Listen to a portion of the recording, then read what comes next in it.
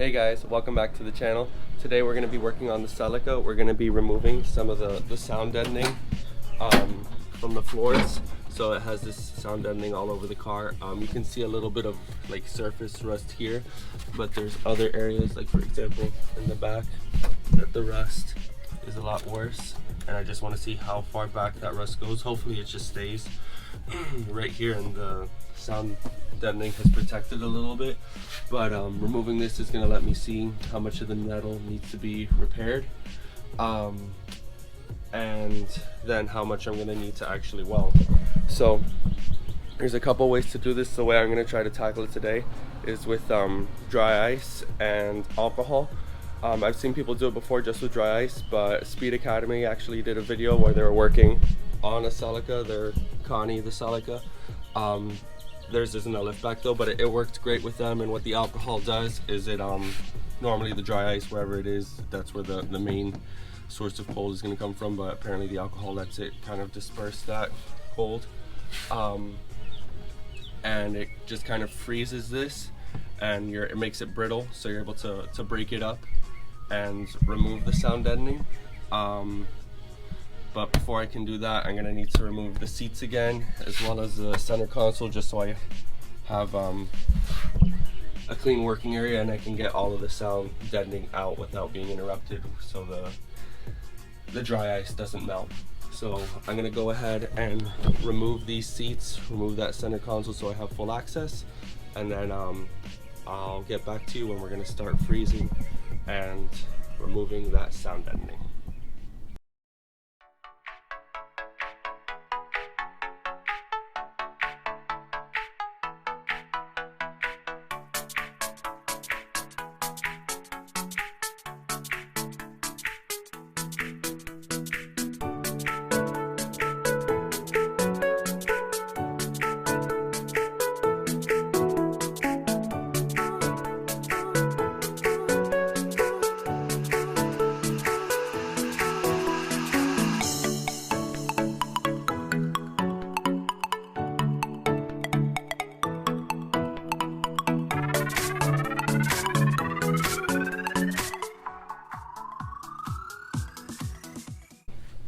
Alright, so I've got about 16 pounds of dry ice. I have the rest in the cooler there so it stays cold. I'm putting it in this bucket. I'm going to hit it with a hammer so I crumble it, and then I'm putting in some isopropyl alcohol.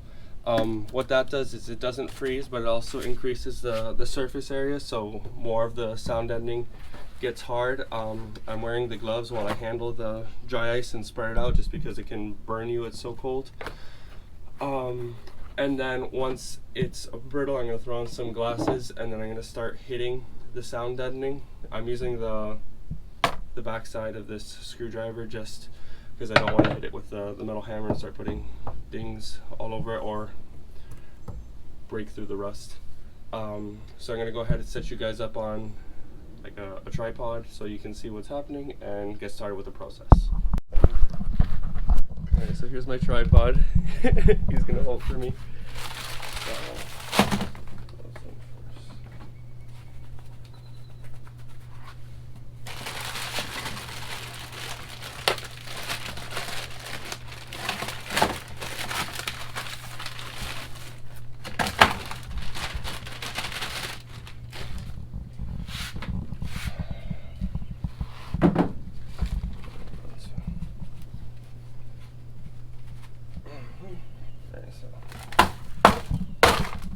It's already starting to crumble.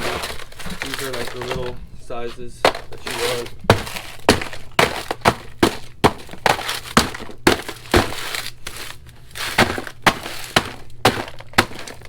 Ooh, don't let it get in your glove.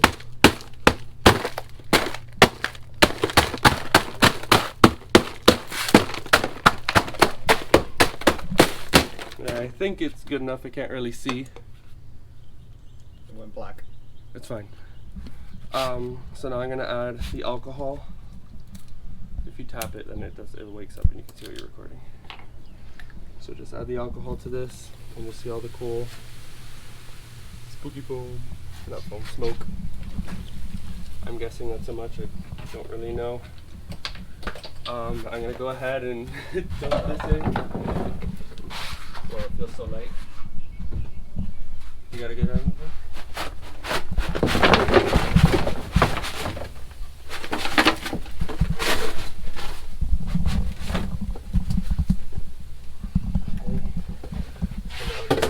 Spread it out as best as I can.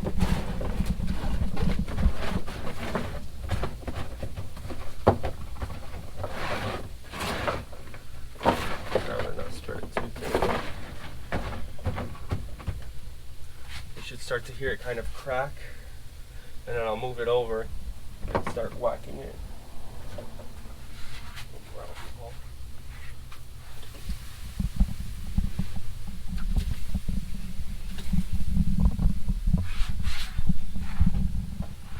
You want to do this in a well ventilator too, because it's a lot of CO2 and you don't want to just breathe that in. Oh, you can hear it crack. Oh, you heard that big crack.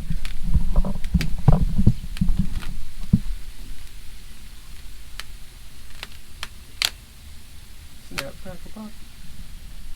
Alright, hold it again. I think that's not an awkward position at all. Alright, so I'm going to go and spread it over here and then start whacking the top side. See if it comes loose.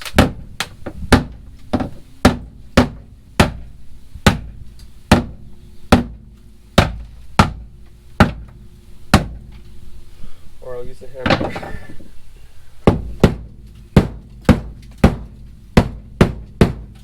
That's right, safety glasses. I was gonna say that. Safety third. There we go.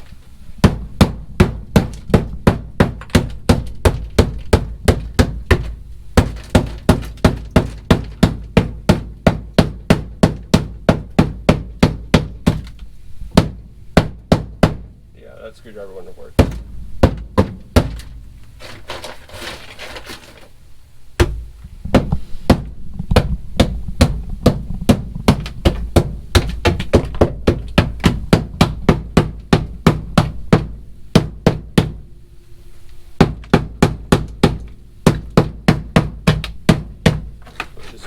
More.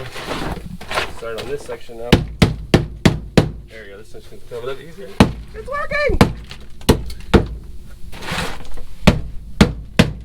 Hopefully I'm not going to hit through any rust spots. It's freezing the rubber.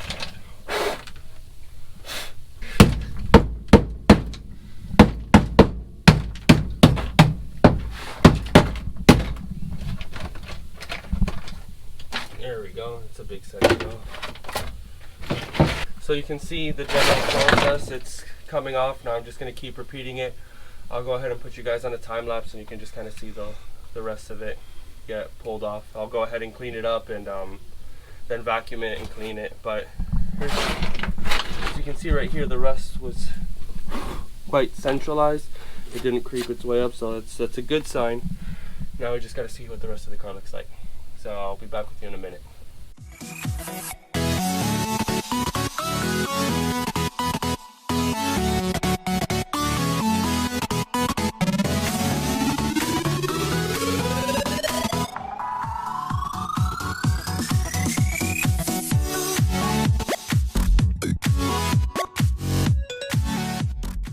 Okay, so this is what I've done so far. This was all with that one like 5 or 6 pound block of dry ice.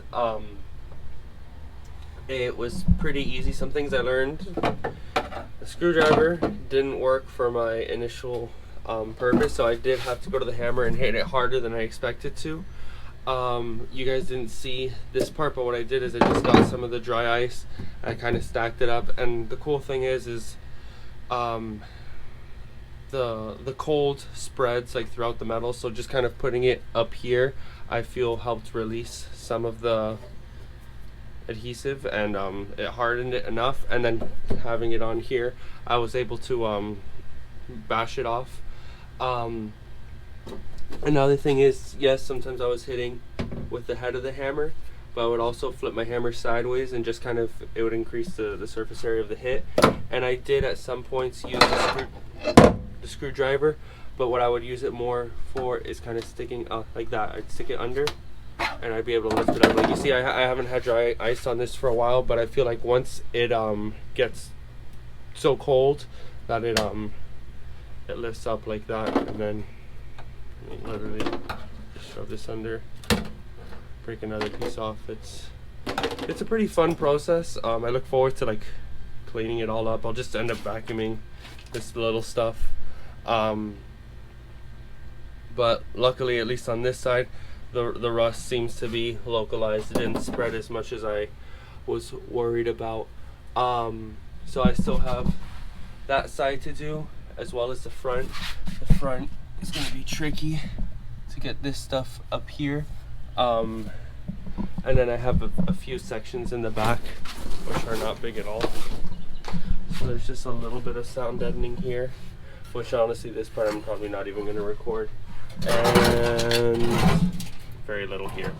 So I'll set up the camera again, that way you can see how I get that done. Another thing I saw that I might try, especially for this spot here, which is going to be very hard to swing a hammer. So what I'll probably do is I'll get a rag and soak it in the dry ice and alcohol and just let it sit here so it freezes it, and then hopefully I'll be able to get the screwdriver and pry it off that way. So yeah, time to get to work.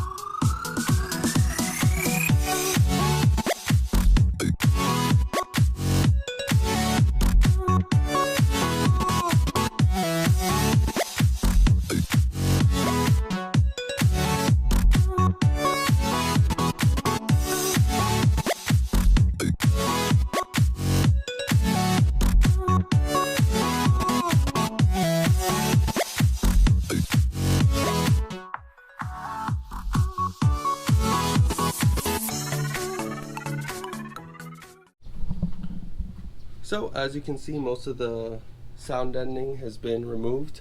In total, we removed about 35 pounds of sound deadening. Eventually, I'm going to be adding that back, more than likely, just for controlling the heat a little bit as well, and the sound.